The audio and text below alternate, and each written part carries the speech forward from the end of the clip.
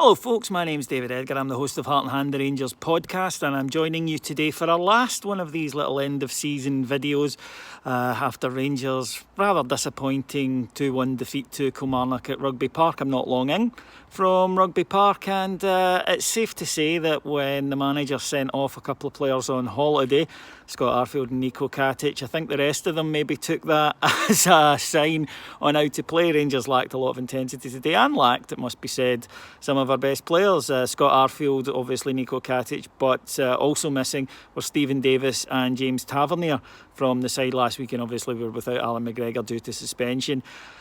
It wasn't a good performance from Rangers. Borna Barisic was back in the side, looked incredibly rusty. He gave away a penalty towards the end. At the game, I thought it was a stonewaller, the deciding penalty, I must admit, but I also thought Rangers were denied a stonewaller on Connor Goldson. And speaking to people who've watched the game back on television, what they tell me is that either they were both penalties or neither were.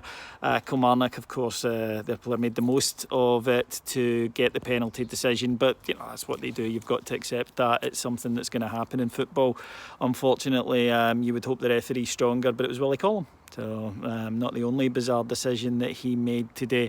And Rangers just had a flatness about us. It's funny because a few people said to me, oh, this is like earlier in the season. But when you think about it, it was an earlier in the season team. The midfield of Halliday, Kamara and Jack looked quite flat beforehand. It looked as though it would lack a bit of creativity. And although Ryan Jack did his best, in fact did really, really well for the goal, along with Ryan Kent, without Tav, without Davis, without Arfield, we struggled badly and resorted an awful lot to either square passing or hitting it up the park and hoping that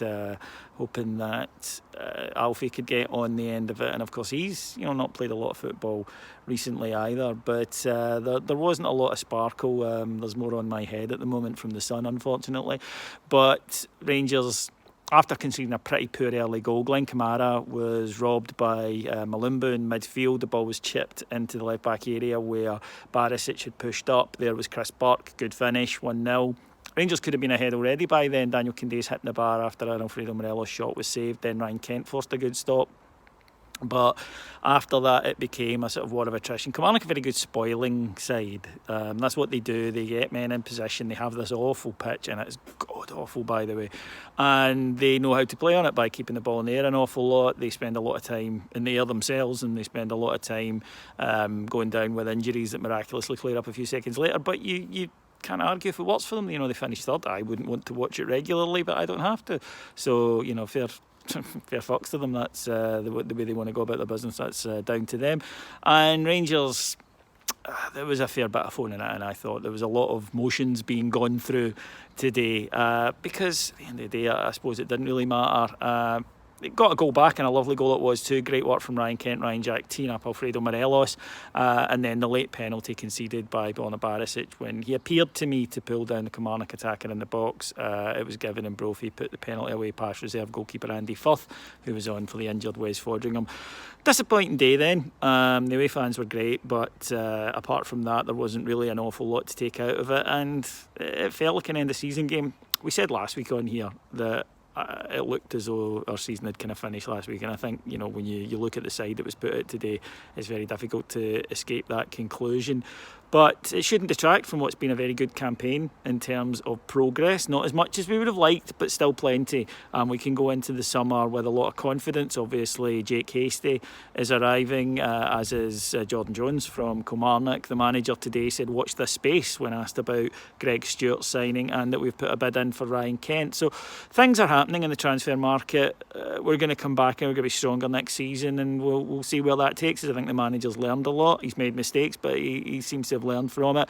We've got Davis and Defoe in now, firing and looking like the players we thought we were getting, and I think there's an awful lot to be optimistic about, and certainly I am optimistic.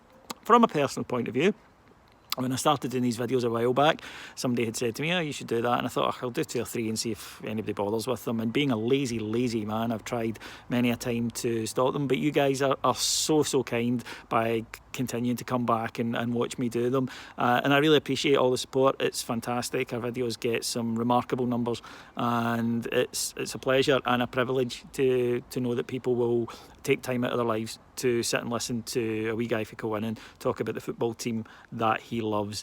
And in the end, it wasn't to be a season with a trophy in it. I strongly suspect next season I'll be back once we start playing matches again. If though you want to keep up with all things Rangers, the media kind of goes in hiatus in the summer. We don't. Come to Heart and Hand on Patreon. That's patreon.com/Heart and Hand. That's patreon.com/Heart and Hand, and you'll get tons and tons of new content every single day. And like I say, we'll still be there all through the summer delivering top quality content to you. Our Michael Beale interview is worth the $1.99 it'll cost you for a month alone. Trust me.